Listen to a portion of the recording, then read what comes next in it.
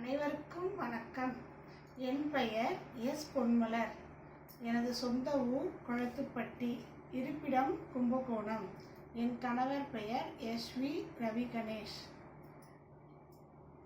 ராம கூட்டல் அயனம் ராமாயணம். அதாவது அயனம் என்றால் வழி, பாதை என்று பொருள். ராமர் காட்டிய பாதையில் நடப்பதுதான் ராமாயணம் சொல்லும் கருத்து.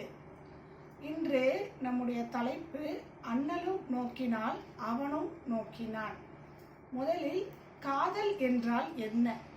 காதல்ங்கிறது ஒருவரை ஒருவர் புரிந்து கொண்டு உளமாற மனசார நேசிக்கும் இதுதான் காதல். கண்ட முதல் பார்வையிலே அவங்கள பிடிச்சி போய் அவங்களுக்காக என்ன வேணாலும் செய்கிறது, அவங்க கூட எப்பொழுதும் இருக்கணும்னு நினைக்கிறது, அவங்க விட்டு பிரியாமல் இருக்கணும்னு நினைக்கிறது, அவங்க கூடவே இருக்கணும், அவங்க பார்த்துக்கிட்டே இருக்கணும், அவங்க கூடவே இருக்கணும், அவங்க கூட இருந்தால் ஒரு தெம்பு, இந்த மாதிரி எல்லாம் இருக்கிறதா காதல்னு சொல்கிறாங்க. அன்றைய காலத்திலேயே ராமர் காதல் வயப்பட்டார் அப்படிங்கிறத தான் அண்ணலும் நோக்கினான் அவளும் நோக்கினார்னு கம்பர் மிக தெளிவாக அழகாக சொல்லியிருக்காரு. விஸ்வாமித்திரர் ராமரையும் லக்ஷ்மணரையும் கூட்டிட்டு காட்டு வழியா நடந்து போறார். அப்போ தாரகை சம்ஹாரம் புரிந்து விஸ்வாமித்திரர் ராமருடைய கையின் வலிமையை அங்க புரிஞ்சுக்கிறார். அதுக்கப்புறம் கல்லை பெண்ணாக்கி அவருடைய காலின் பெருமை, திருவடியின் பெருமையை விஸ்வாமித்திரர் உலகிற்கு உணர்த்தினார். அப்போ விஸ்வாமித்திரர் சொல்றாரு, கம்பர் அழகா சொல்றாரு, கைவண்ணம் அங்கு கண்டேன், கால்வண்ணம் இங்கு கண்டேன், வில்வண்ணம் மிதிலையிலே காண்பேன் அப்படின்னு சொல்லி மிதிலைக்கு அழைச்சிட்டு போறாரு. மிதிலைக்கு ராமர், லக்ஷ்மர், விஸ்வாமித்திரர் எல்லாம் நடந்து போயிட்டு இருக்காங்க. போகும்போது சீதையாகவள் எல்லா நற்குணங்களும் பொருந்திய ஒரு அழகான பதுமை, ஜனகரின் மகள் சீதை, அவள் மாடப்புறத்தில் விளையாண்டு கொண்டிருக்கிறாங்க. ஒரு பூ பந்தை வைத்து விளையாண்டு கொண்டுட்டு இருக்காங்க. அப்போ என்ன ஆகுது அப்படின்னா, அந்த பந்து மேல இருந்து கீழே விழுகுது.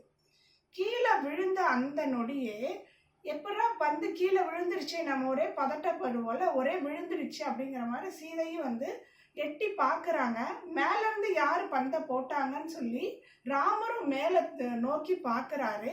அந்த ஒரு நொடி பார்க்கும்போது அண்ணலும் நோக்கினாள் அவனும் நோக்கினாள். இருவரும் ஒருவரை ஒருவர் பார்த்த அந்த வினாடியே காதல் வயப்பட்டு தன்னிலை மறந்து ஒருவர் உணர்வுகளும் ஒன்றாகப்பட்டு அவர்கள் காதல் வயப்படுகிறார்கள் அப்படிங்கிறத கம்பர் மிக அழகா பாடல்ல சொல்லியிருக்காரு.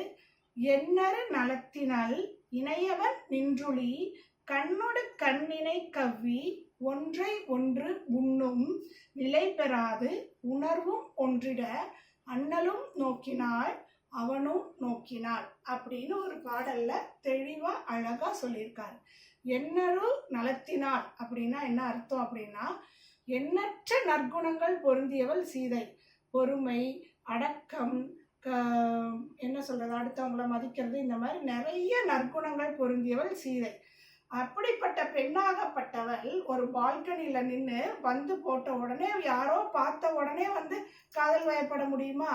அதுக்குதான் கம்பர் முன்னாடியே சொல்லிட்டாரு, எண்ணறு நலத்தினல் மிகவும் நற்குணம் பொருந்தியவள் சீதை அப்படிங்கிறத அவர் அழகா சொல்லியிருக்காரு.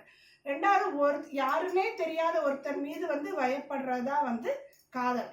பார்த்த மறுகணமே இரண்டு கண்கள் ஒன்றை ஒன்று கவ்வி கொண்டனவாம். அதாவது அந்த பார்வை ஒருத்தர் விழுங்குற அளவுக்கு உணர்வுகள் எல்லாம், இவன் நமக்கு பொருத்தமானவனா, நாளைக்கு இவன் நம்மளுக்கு நல்லா வச்சு பார்த்துப்பானா, இவங்க எங்கிருந்து வந்தாங்க அப்படிங்கிற எந்த ஒரு சிந்தனை, நினைவாற்றல் எதுவுமே இல்லாம இரண்டு பேரோட உணர்வுகளும் ஒன்றி போனனவாம்.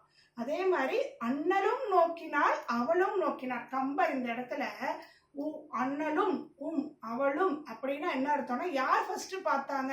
சீதை ஃபர்ஸ்ட் பார்த்தாங்களா, ராமர் ஃபர்ஸ்ட் பார்த்தாங்களா அப்படிங்கிற மாதிரி எந்த ஒரு இதுல ரெண்டு பேருமே அட் அ டைம் பார்க்கறாங்க. அண்ணலும் நோக்கினாள் அவளும் நோக்கினாள். ரெண்டு பேரும் ஒரே நேரத்துல பார்த்து ரெண்டு பேரும் காதல் வயப்படுறாங்க. இந்த மாதிரி காதல் வயப்பட்டு பின்னாடி அவங்க ஒருவர் புரிந்து விட்டு கொடுக்காம கடைசி வரைக்கும் வாழ்ந்தாங்க. இதுதான் இந்த அண்ணலும் நோக்கினால் அவளும் நோக்கினாலோட கருத்து. அதன்படி நம்மளும் குடும்பத்தில் ஒற்றுமையாக இருக்கணும். நன்றி, வணக்கம்.